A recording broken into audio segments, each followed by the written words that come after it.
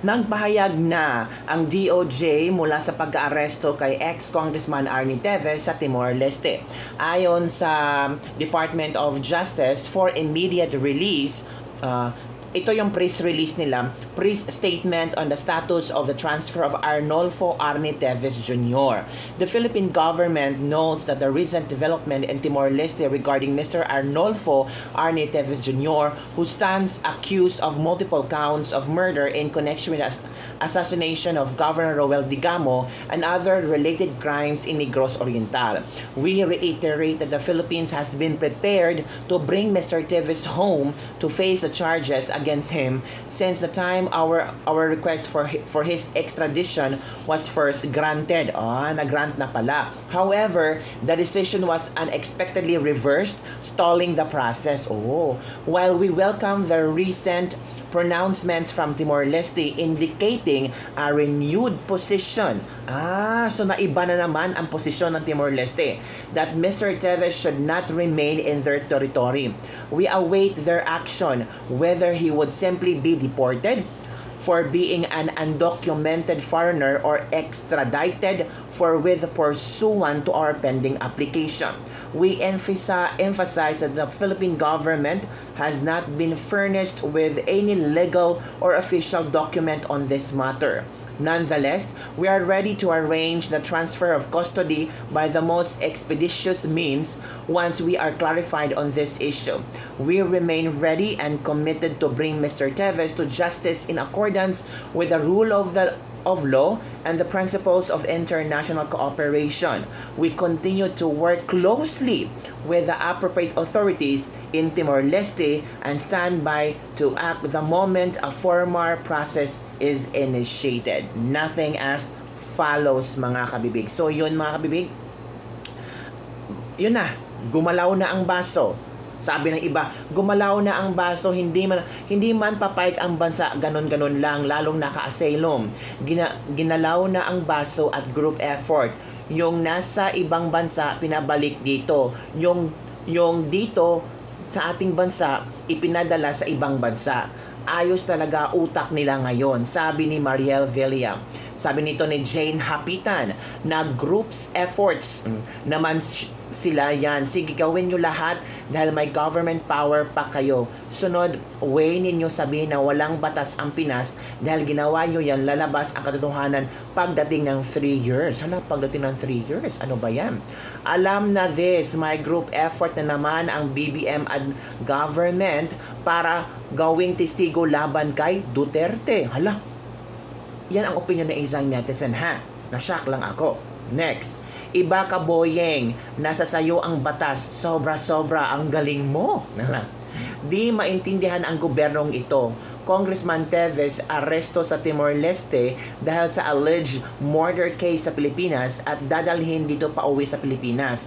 Bakit si FPRRD inaresto dito sa Pilipinas at pinadala sa Netherlands para harapin ang kasong alleged AJK dito sa Pilipinas? Kaya naguguluhan ako, no? Grabe yung naguguluhan talaga ang Pilipinas, oy. Parang sabihin ng ibang taga-bansa ba, ano ba ang gobyerno, ano ba ang batas ng Pilipinas? Parang ang gulo-gulo, parang ang nakakatakot ang Pilipinas. Baka gagawin nilang witness para sa AJK kuno ni former President Duterte, kaya hinuli.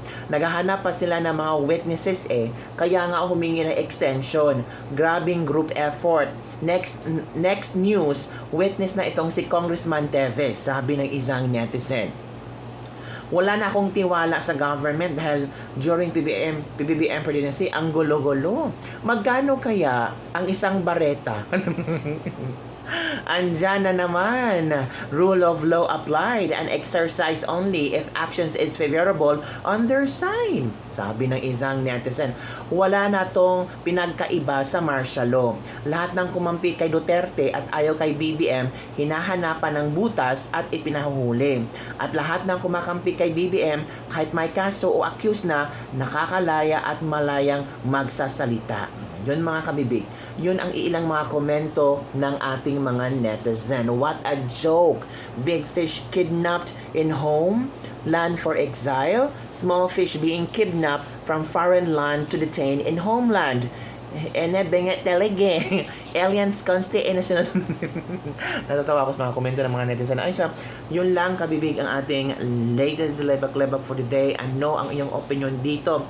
Tama lang ba na pinadakip at arestado si ex-Congressman Teves, at nagsalita naman ang Department of Justice tungkol dito na they remained and ready to bring Mr. Teves to justice in accordance with the rule of law and the principles of international cooperation.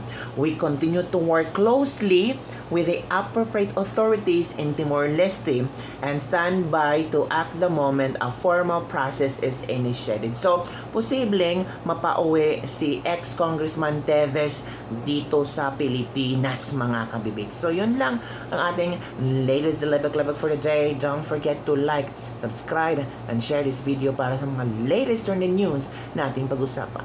Bye everyone! See you next time! Greetings everyone. I'm making this video to inform everyone that my father, Arnie Teves, has been kidnapped earlier today at around 8 p.m. Timor-Leste time. At around 7 p.m., he already had information that a private aircraft was scheduled to fly over to Timor-Leste. And then at 8 p.m., immigration officers arrived at his residence and picked him up. They just picked him up without documents, without warrants, or any form of legal documents. They just came in forcefully. They took him out forcefully, and right now, as we speak, he is still in the immigration building in Timor-Leste, being held illegally by the immigration officers, also surrounded by Timorese police. He is asking me to inform everybody about this situation, and he is calling out, we, the family, including my father, is calling out to UN Human Rights, and I personally am calling to every department all over the world. Please help us. My father already won the case against the extradition, and then they filed a motion for reconsideration for the previous decision made by the Timorese court, and then again the Timorese court ruled in favor of my father. So supposed to be he should be in Timor living peacefully and safely, but we were shocked to see that just last night he was illegally kidnapped and is now illegally detained together with his lawyers. They were a little harmed in the process, including the lawyer, and I will be posting, as per his request, I will be posting a video of him and a video of the incident when they illegally kidnapped and picked him up. I think we believe that they are doing the same thing as what they did to Tatay Digong, the former president of the Philippines, where they will just detain the person illegally and fly him out wherever they want, and then just settle everything after. But we do not approve of this, and we do not want my father to be flown out of Timor-Leste, because he has already won in the court that he can stay in Timor-Leste and he cannot be extradited. Please, again, to any departments all over the world, please send help as soon as you can, because we believe he will be flown out first thing in the morning today. The lawyers have already reminded them that it is illegal detention and all the other technicalities, but again, they just insisted and said, just file cases after. So please, I am begging you, whoever can help us in this, please help us. Please send help. He is right now inside the immigration building in Timor-Leste, surrounded by immigration police and lots of Timorese police. Please help us. Thank you. Lastly, before I end this video, I would just like to inform everybody that family members and media, local media in Timor were not allowed and is not allowed up to this hour inside the building. I am calling also the attention of the government of Timor-Leste. Please, let's do what is right. We already have won the case. This should not have happened. We really need your help to do what is right. Please do us a favor and do what's right and help us in this situation. I beg all of you. Again, thank you very much. Hello mga kabibig, welcome back sa ating bagong YouTube channel. Ito ang pinakamaingay ng YouTuber sa balat ng YouTube. Ako si Kabibig, maglabag-labag na ta with evidence. So, ito na kabibig si Congressman or former Congressman Ernie Teves. Kinuha ng mga Timor-Leste immigration kagabi, 8 p.m. at ngayon ay nasa kustodiya siya ng immigration. Na kung saan ngayong araw na to ay nagsalita ang I think kanina or yung araw na to ay nagsalita ang kanyang anak through a video sa kanyang social media account.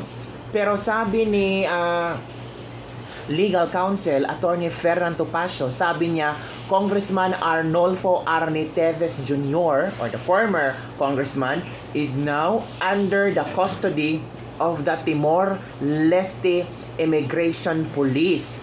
Topacio said Teves is currently detained at Dr. Serra Ministry of the Interior, mga kabibig. Naku po, ito na ba ay panimula kung saan madala si Teves dito sa Pilipinas? Nako mga kabibig, nagsalita si Axel Teves, ang anak ni former Congressman Teves. Sabi niya, "My father has been kidnapped and abused. Please help me make this post go viral so that it will make it to all media outlets and organization all over the world. We need help. Please," mga kabibig. So, manood tayo ng video ni Axel Teves kung saan kanyang isinasalaysay kung ano ang nangyari sa kanyang ama, mga kabibig. Okay? So, eto na kabibig. At maraming mga iba't ibang komento, argumento at opinyon hinggil sa pagka-aresto ni Teves. Sabi ng iba, sa wakas nahuli na din ang matagal na wanted. Hindi yata nagkasundo sa presyo. May presyo. Kayo talaga no, iba-iba mga iniisip nyo, presyo. Pero ito ay mga opinion ng ating mga netizen. Walang ligtas sa kamay ng batas. Kahit sang lupalop ng daigdig ka pa ng tatago, hahanapin ka ng batas, Teves. No one is above the law. Ito pa. Ito yung magandang ginawa ni BBM. Ito pa. Ayan na, katapusan mo na, Teves. Yan ang mga iilang komento, mga kabibig, ng mga netizen hinggil sa pagka-aresto at pagdangpot ni ex-congressman Teves. So panoorin muna natin ang ang video ng kanyang anak na si Axel Teves na humihingi ng tulong. Let's all watch these videos and gusto kong malaman kung ano ang iyong opinion hinggil dito sa pagkadampot, pagka-aresto ni ex-congressman Teves. Watch this video.